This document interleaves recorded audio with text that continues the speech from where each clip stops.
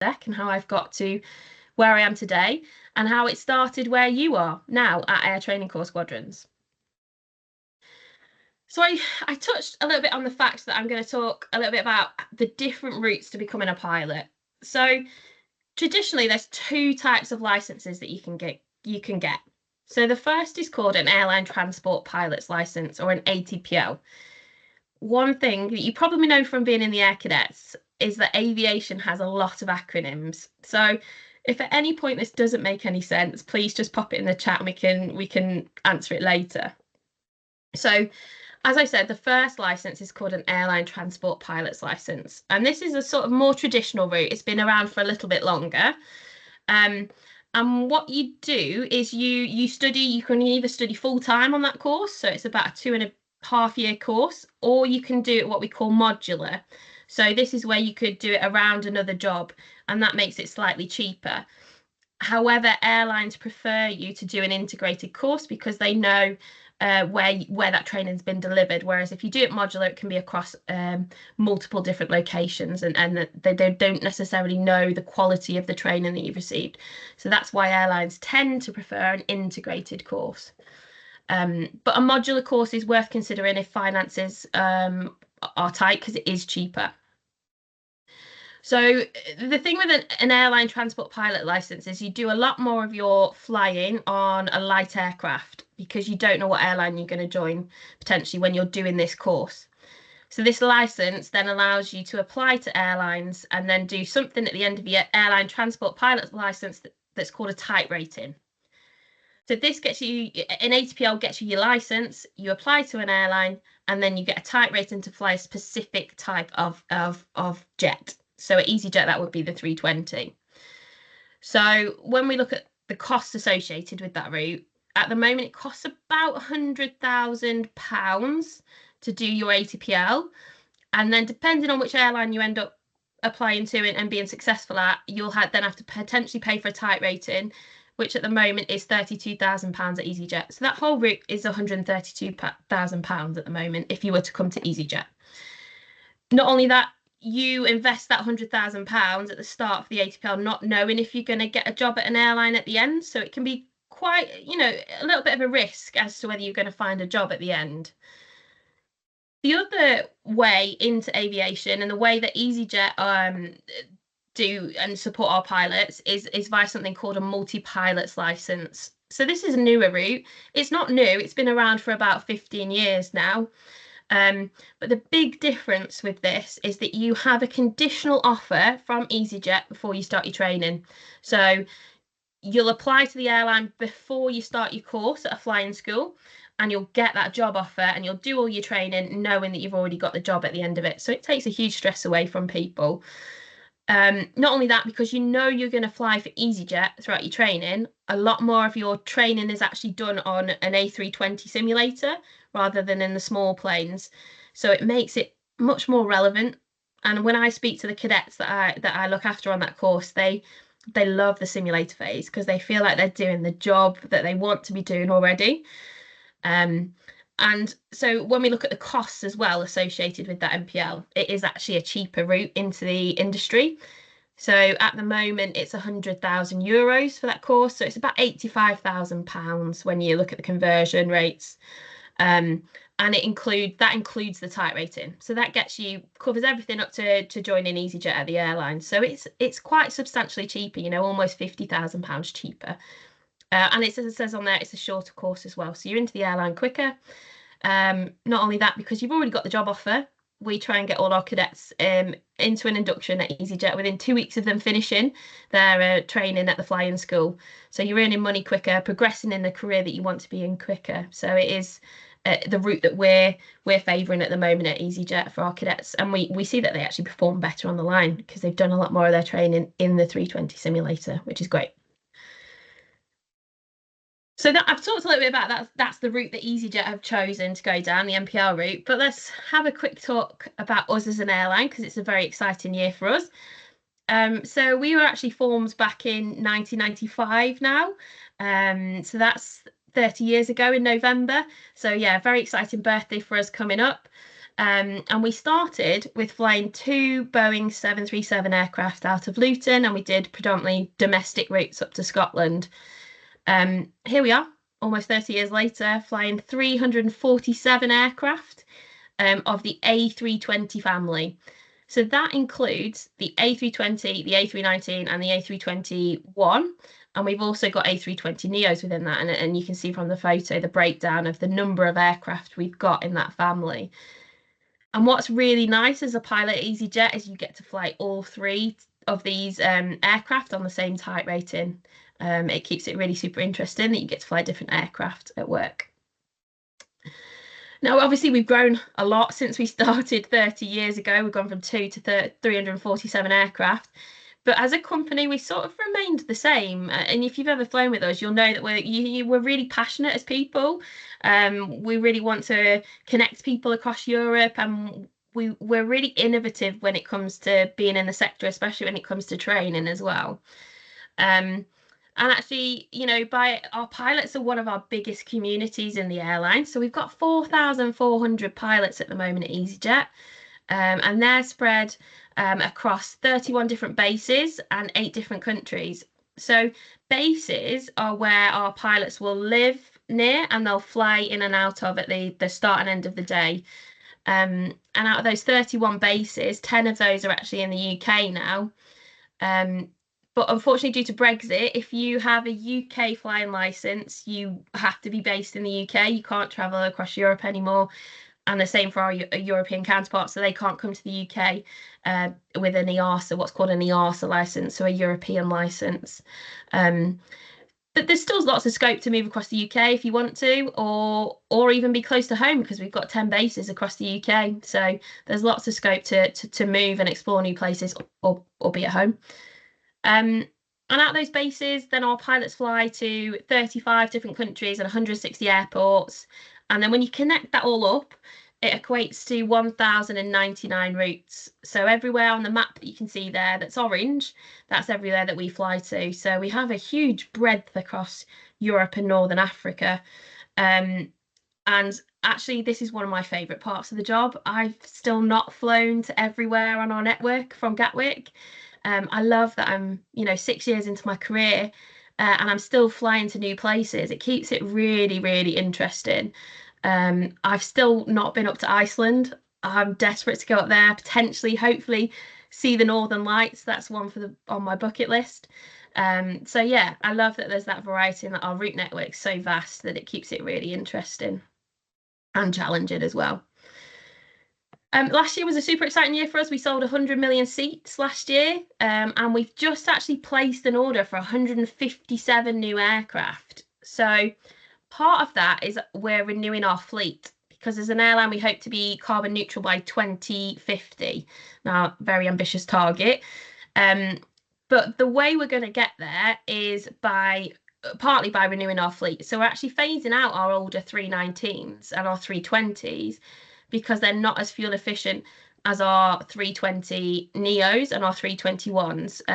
A neo, which stands for new engine option on a plane, is 11% more fuel efficient than our standard conventional engine options on the 320 and the 319. Not only that, because the 321 can carry quite a lot more passengers. If you have a look there at the bottom, it tells you the number of passengers in each plane. It means that we can get more passengers on each plane, so that saves fuel overall because we're having to fly less. So yeah, part of the 157 new aircraft is to renew that fleet. Part of it is also to grow as an airline. We're still continuing to grow. But to be able to grow, we need more pilots. So that's why, I'm here today to talk to you a little bit about becoming a pilot if it's something that you might be interested in. But as an airline, we've committed to 100 pilots over 5 years. So 1,000 pilots over 5 years. So it's roughly 250 pilots a year, brand new pilots. So it's a big commitment from the airline. And it's a great airline to join in your first career, because actually we are set up as a training airline. So that's a little bit about us as a company, about EasyJet, who we are, what we do. What does your training look like if we go down that NPL route, though, with EasyJet? So when we look at what the training footprint looks like, you start with something that's called theoretical knowledge training on the left here. And that's also known as ground school. You might have heard it called ground school. And our UK cadets will do that in Gatwick, and our European cadets will do that in Brussels or Madrid. And it's 10 months, and you'll cover 13 subjects. So it's a bit like doing 13 GCSEs in 10 months. It's quite intensive, it's quite hard work. But because all the subjects are relevant to what you're doing, you'll put the work in because you want to be a pilot. So yeah, you do your ground school for 10 months, and then after that you get to move on to the fun stage, which is called the core flight training. So this is where you learn to fly those light aircraft.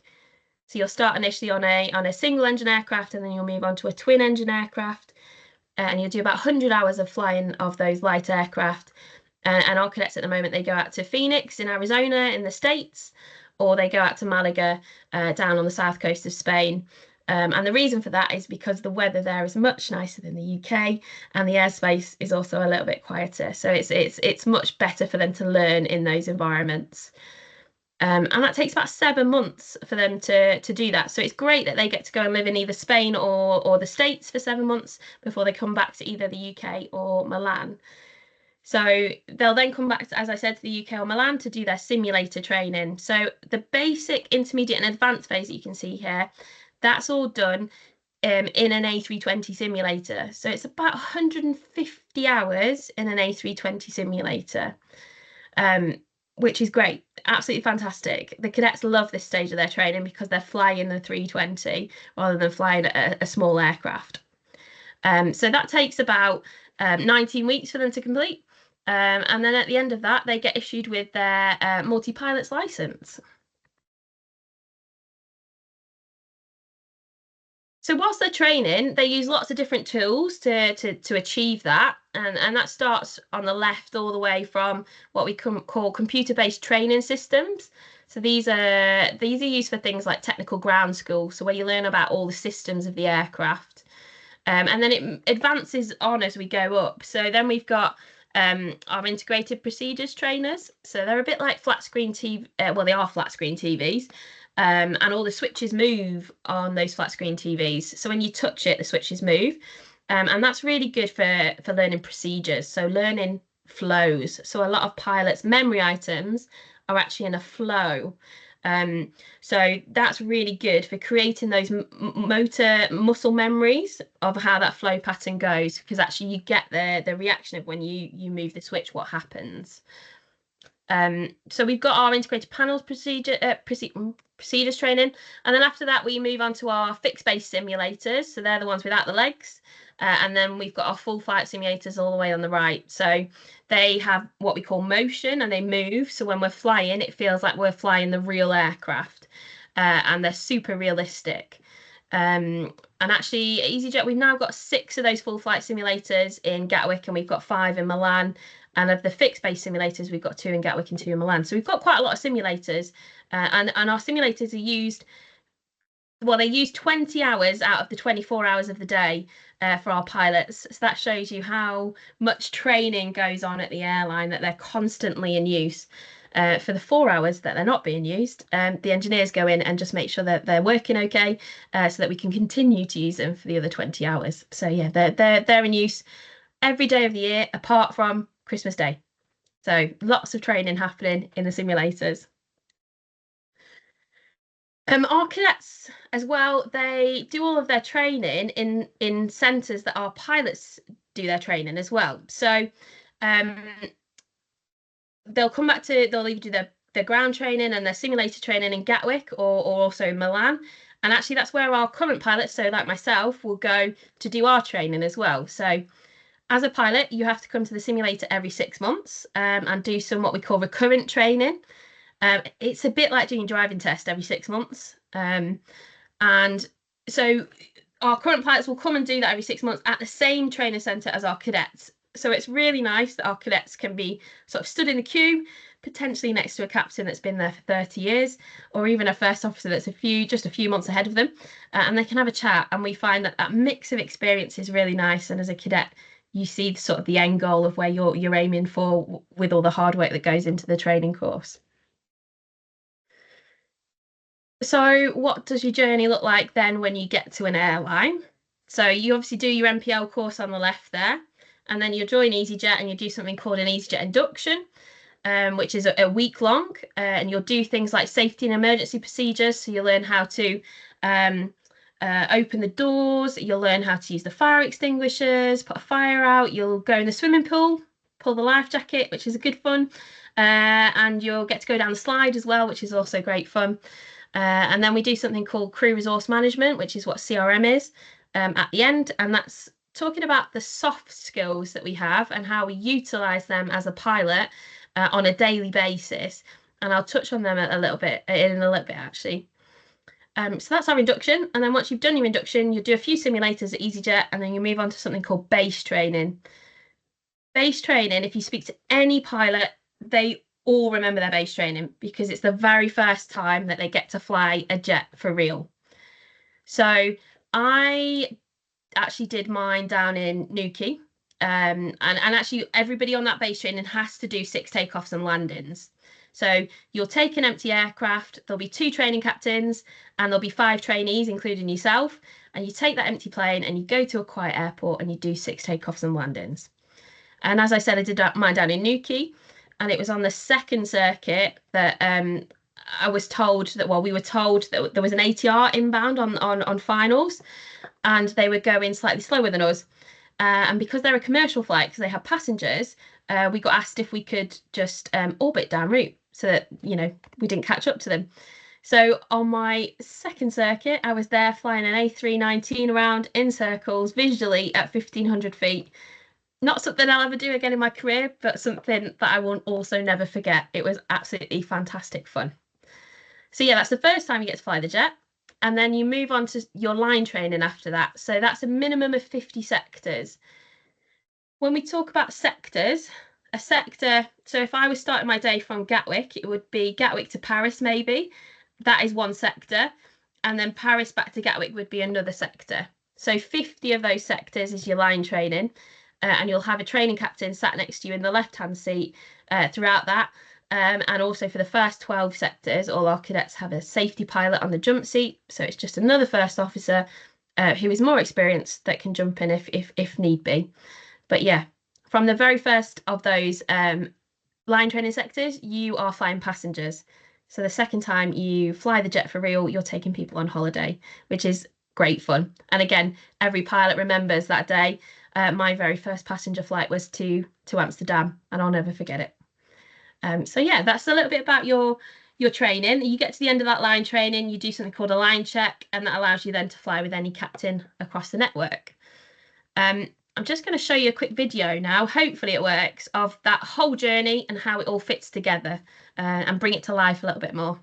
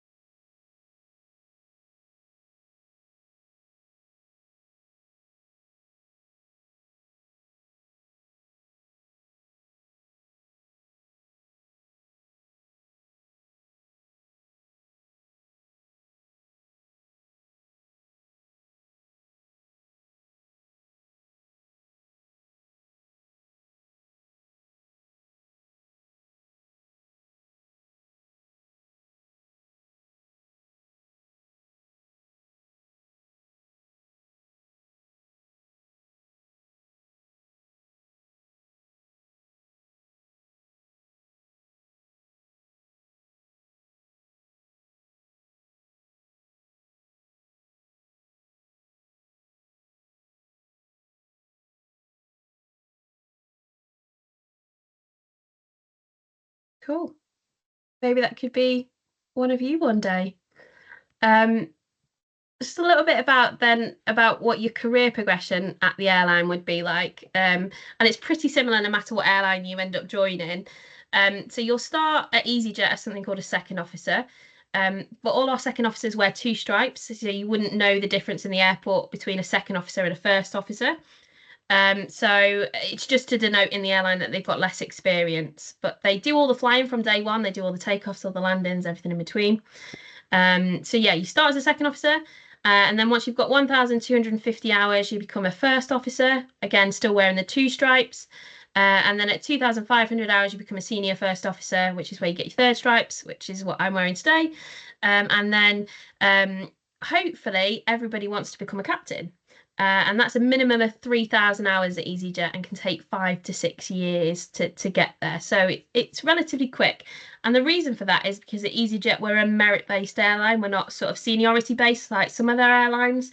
So if you're good enough for the job and you've got the minimum requirements, you'll get the job. It doesn't matter how long you've worked for as an airline. It's not given, though. It's quite a complex procedure to become a captain and quite a complex, a rigorous application process. And actually, I'm going through it at the moment. So fingers crossed, in the coming year, I'll hopefully get the fourth stripe. We also have lots of different opportunities for first officers and captains as well to get involved in the airline. So we have something called training first officers. So as I mentioned earlier, I'm one of these, deliver simulator training and also ground training to our pilots. So if you've got a passion for that training, develop maybe from your air cadet days, from delivering some of those classes, you can carry that on into your career in an airline by becoming a training first officer. You could do management roles, again, a bit like what I'm doing, or you could do something called air safety investigators. So aviation, we're always striving to try and make things safer for our passengers. And as pilots, we submit something called air safety reports if we think something might go wrong or has gone wrong or we've made a mistake. And the reason being is that we can all learn from that as an industry. So as a first officer, you can get involved in investigating some of those reports and feeding back findings to the crew. So it's a great exposure for you as a first officer. So some of you might want to know a little bit about the requirements then for the programme. So you've got to have the right to live and work in the UK or Switzerland or the EU. For us at EasyJet, it's be similar no matter what airline you're interested in. For our NPL programme, you need to have the 5 GCSEs at a pass grade or above. So it's a sort of 4 or above. And they have to be in maths, English, and any one science. And then it can be any 2 other GCSEs. So that's for the NPL programme. And the blue box at the bottom is the requirements for the ATPL. So for an ATPL, all you've got to have done is successfully completed secondary education. So you don't need A-levels and you don't need a degree to become an airline pilot. At EasyJet, because we fly the Airbus, it's a minimum height of 5'2", and that was set by Airbus themselves to be able to reach all the buttons. To apply, you have to be 17.5 at the time of application, but 18 at the start of your course. So some people go and do like A-levels because it naturally falls into that timeline, but it's not something that we require. Some people do go out and get a job, and some people have worked as dispatchers in airports and things like that. And I guess the other main one to highlight is the last one, which is able to retain a Class 1 medical, which is just a really thorough medical that you have at the start of your career. They'll check things like your heart, they'll check they'll do a hearing test, an eyesight test, things like that, just to make sure that you have all the requirements to become a pilot. And then once you're a pilot, you'll actually do a medical every year as well to make sure you're maintaining that fitness and that medical fitness. So what does the assessment sort of look like? So you initially will apply online and they'll screen you against those requirements that I just talked about. And then the second stage, if you're successful after passing that screening, is aptitude tests.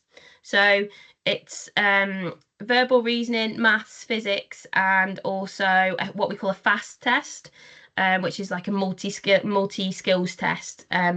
So that is very similar no matter what airline you end up applying to. You'll have to do an aptitude test. It's all sort of GCSE level maths and physics.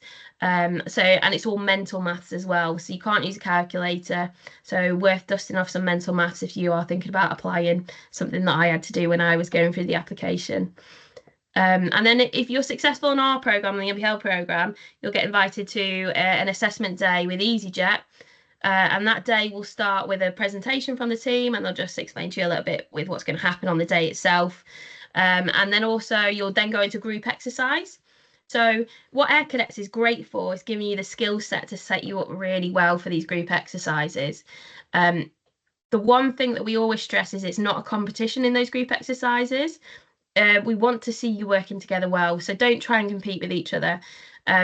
But see what you can bring to the table. So, you know, if there's quieter ones in the room, can you draw them into the conversation? Can you say things like, oh, so and so, what do you think?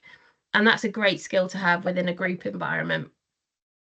So then once you've done your group exercise, it's onto your interview, which is then split down into two sections. So the first section is your motivation, so why you want to join specifically EasyJet. Again, with any airline, they'll want to know why you want to work for that particular airline. So do a little bit of research about the airline, know a few of those facts and figures, who the management board are at the airline, what their goals are for the future, what their vision is, and what some of maybe their core values are. And they'll ask you about that in the interview, and that's your time to shine and to show that off. We say shine modestly but authentically. You know, really be yourself in this interview. The interviewers want to get to know you as a person, not who you think we want. So that's the first half of the interview, and then you'll move on to the second half of the interview, which is based around our pilot competencies. So pilot competencies are sets of behaviours we look for in a perfect pilot. We have 9 of them at EasyJet. And they'll base the questions around these competencies. So these competencies are all here on the screen. So it includes things like leadership and teamwork, communication, situational awareness, problem solving and decision making. So all our soft skills. And they're going to ask you about times that you've demonstrated those skills. So it's great in Air Cadets, if you're interested in this, do projects that develop these skills, so it gives you something to talk about when it comes to an interview, and have a few of those examples lined up before you go into the interview, so you don't have to think on your feet. You've already come up with a few of those examples of times that you've demonstrated those skills. But that is what makes a good pilot.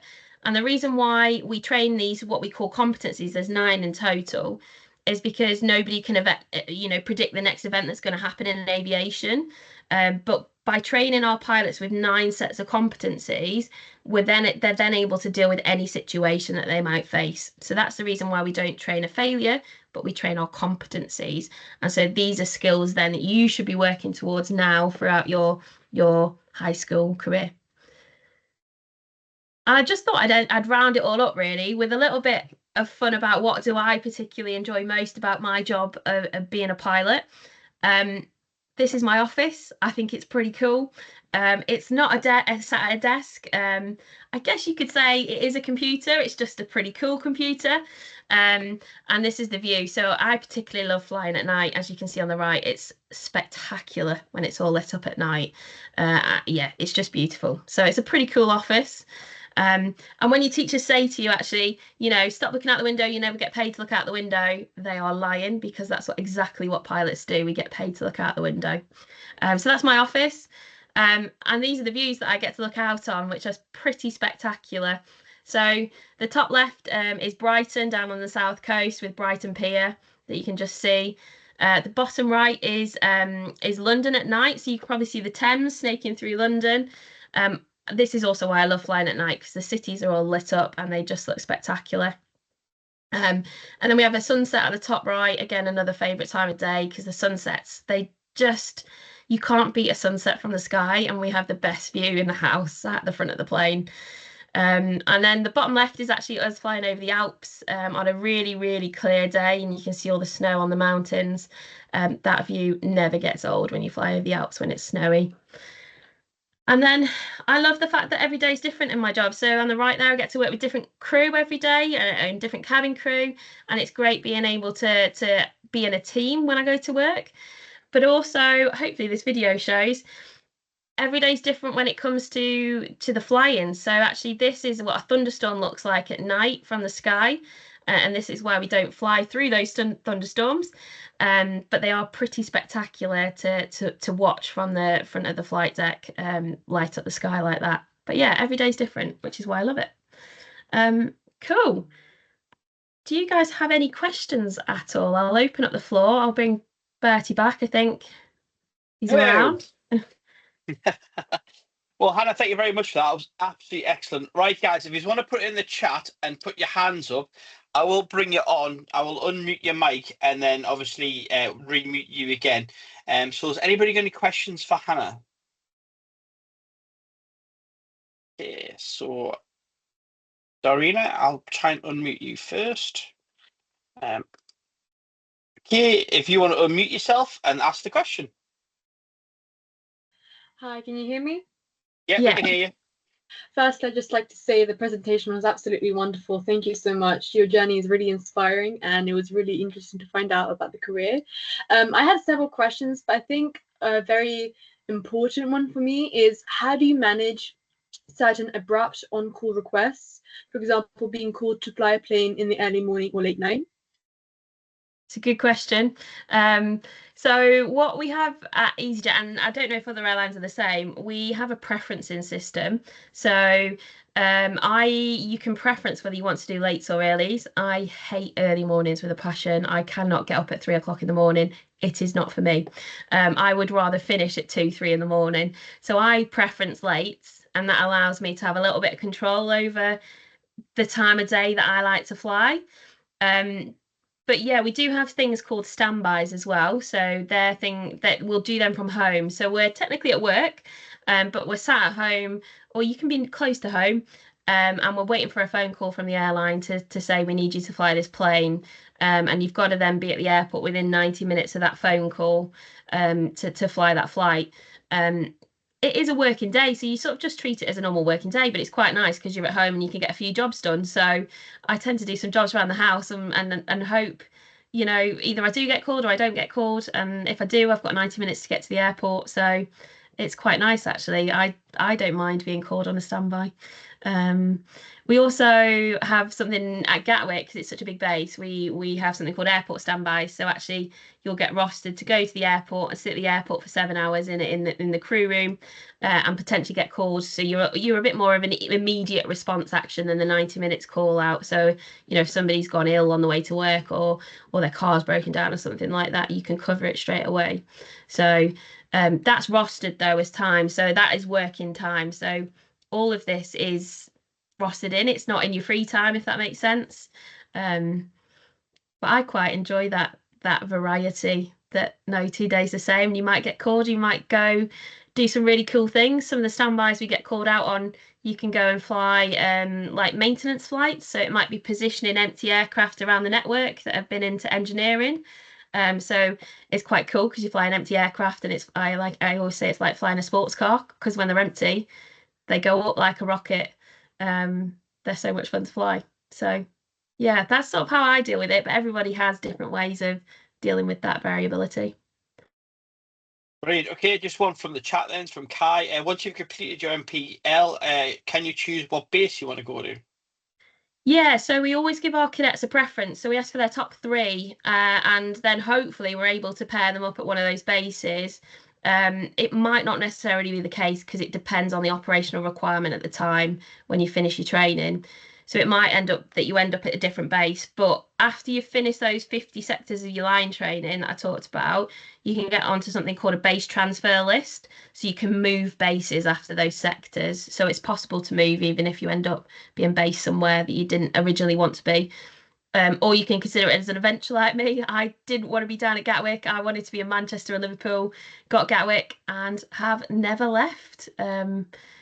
I like it. I like flying down here. It's a quarter of EasyJet is in Gatwick, so that shows you how big it is. And I love that route variety that I talked about. So yeah. Is there a maximum height for flying commercial jets? No. So we don't put maximum height on it. If you are worried about it, you can go to the flying schools and get a fit test. So what they'll do is they'll put you in the seat in the simulator and make sure that you're not too tall. You know, you're not hitting your head on anything, and you can still reach all the buttons okay as well. So no, there is no maximum height dictated, but there is a minimum height of 5'2". Okay. James, do you want to unmute yourself, James Wilson, and ask your question?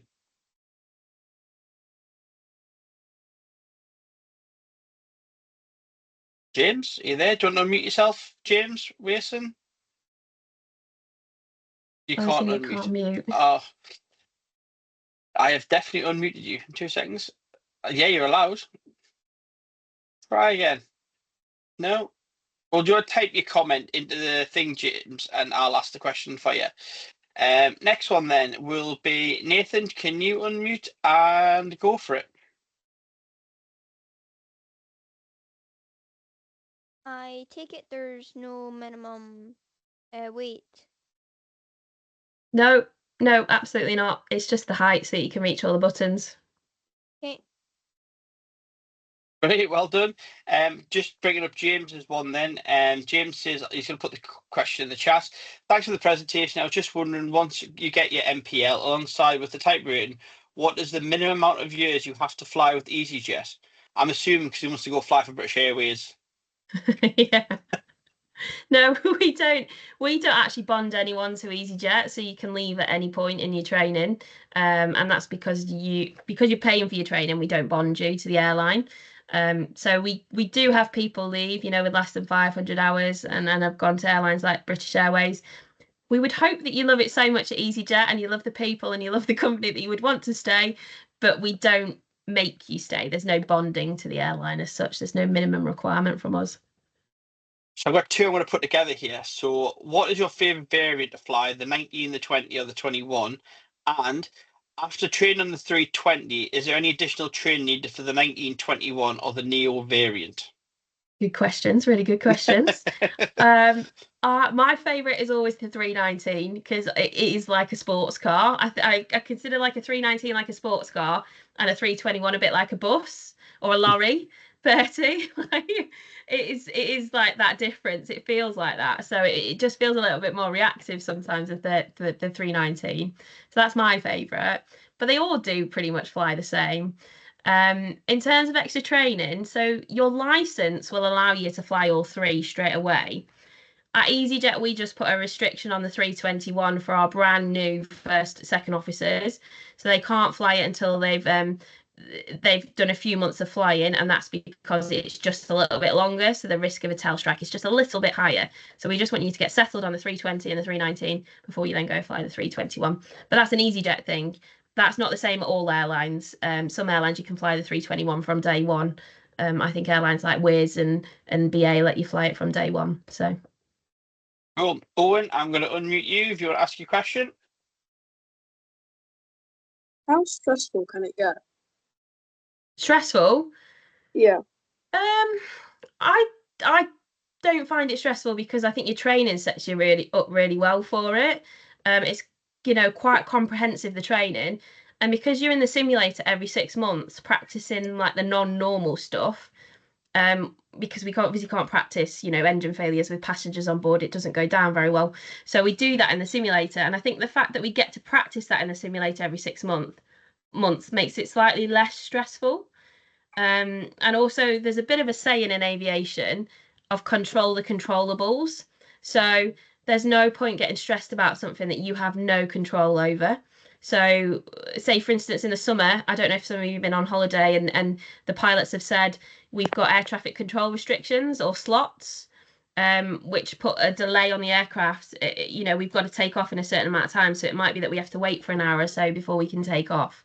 And that's due to like the capacity en route. Usually most of the time the airspace is quite busy, so we have no control over that as pilots. So it's pointless getting stressed about it because there's very little you can do.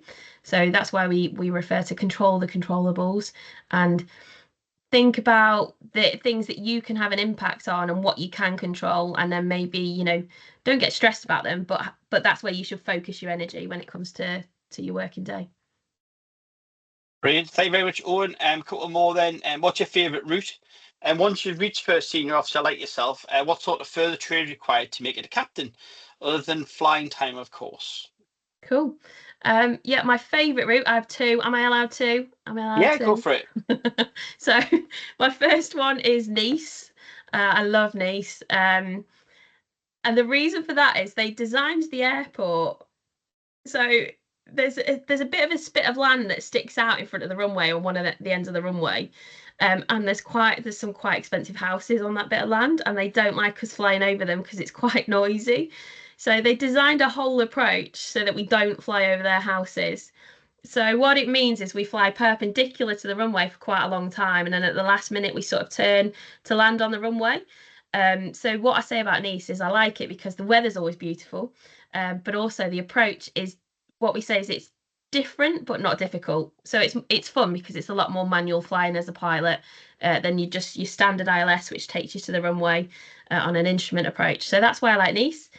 And then my second one is Innsbruck. So Innsbruck is actually the only place on our network that as a first officer, you have to be specially qualified to fly to. And the reason for that is it's in the Austrian Alps, so it's sat in the middle of a valley. And when you fly in, you fly the aircraft down the middle of the mountains. And so you look out the window and you've got mountains either side of you. It's pretty cool. But we have to be specially trained on how to escape the valley if, we have to go around or anything like that. So Innsbruck is spectacular when it's snowy and the mountains are covered in snow and you're flying down a valley in between the mountains. It's beautiful. So, and you get strudel on the turnaround. So that's also an important thing. Can you be a pilot with a certain type of corrective vision, even if you need glasses? And does obtaining the PPL or PPLG affect any instances of getting accepted into the program? Cool. Yeah, no, you can wear glasses. You can get a class one with glasses. It's so long as your vision is correctable. So that can be contact lenses or glasses. They'll just put a restriction on your medical that you have to carry well, you have to wear a pair of glasses, obviously, but you also have to carry a spare pair of glasses with you when you go flying, just in case they break. So yeah, absolutely, you can wear glasses. And then the second one was about the PPL. So yes, you can have a PPL and apply to the program. All you can't have done is started those ground school exams, those ATPL ground school exams that I talked about at the start. So you can't have done that. But you can do, have obtained a PPL. Finally, then, because obviously I'm looking at the time, we have to go soon. Can I join EasyJet after completing my A levels and because it's in year 13 at college? And if I decide to leave British Airways as a 320 pilot, for an example, and want to join EasyJet, would I have to restart my training? No, so actually when you have got that type rating on that aircraft, so the 320, you can then change airlines quite easily. You'll just do something called an operator conversion course, also known as OCC. Lots of acronyms in aviation. And all that does is it will teach you how that particular airline fly the aircraft, because they might have slightly different procedures. So it's not a full training course again. And that OCC is usually a couple of weeks. So it's not a lot because actually the aircraft itself is the same. It's just that some of the procedures might be slightly different. So no, it's very easy to move easier, I should say, to move airlines on the same type. It's also easier to stay on the same variant, as in the Airbus family. So if, say, for instance, I did want to go long haul, it wouldn't be as much training for me to move on to the 350 or the 380 because it's the Airbus family. But if I was to go and fly, the Boeing 787, I would have to do a full type rating again. But the thing is, most of the time, then once you're in an airline job, an airline will cover the cost of that type rating if you were to move airlines. So it's really just getting into that first job that you've got to cover those costs. Well, two more, then we'll go Sophie first, then we'll finish with Graham. So, Sophie, if you want to go first, please. Hi, yeah. What was like the most worrying kind of experience that you had to deal with while you were flying? Do you know what? I don't think I've ever felt worried whilst flying, and that's because we practice, as I said. But like the most non-normal things that I've ever had, it tends to be medicals.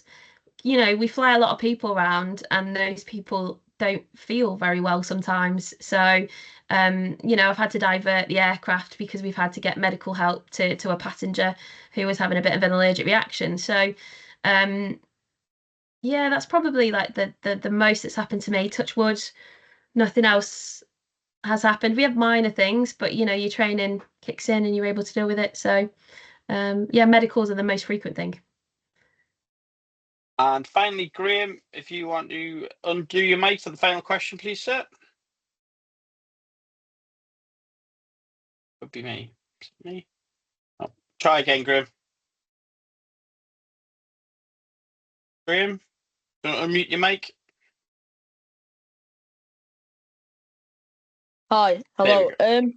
Is there a reason why you chose EasyJet over other companies? Great question. One of the things I love about EasyJet is that it's very people focused. And the hierarchy is very flat in EasyJet, so you're very valued as a first officer as well as being a captain.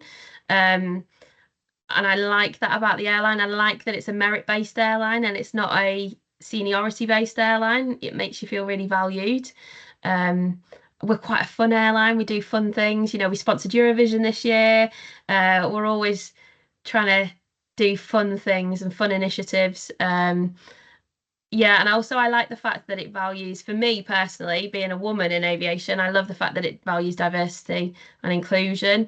And I'm actually co-chair we've got colleague networks at the airline, so there's 6 different networks. We've got like gender one, which is what I'm co-chair of. We've got cultural connections, disability empowerment, family and carers.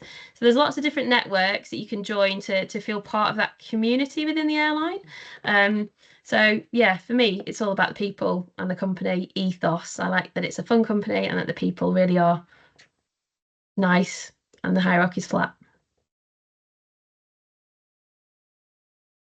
Oh, my phone was on sound, sorry. That's all right.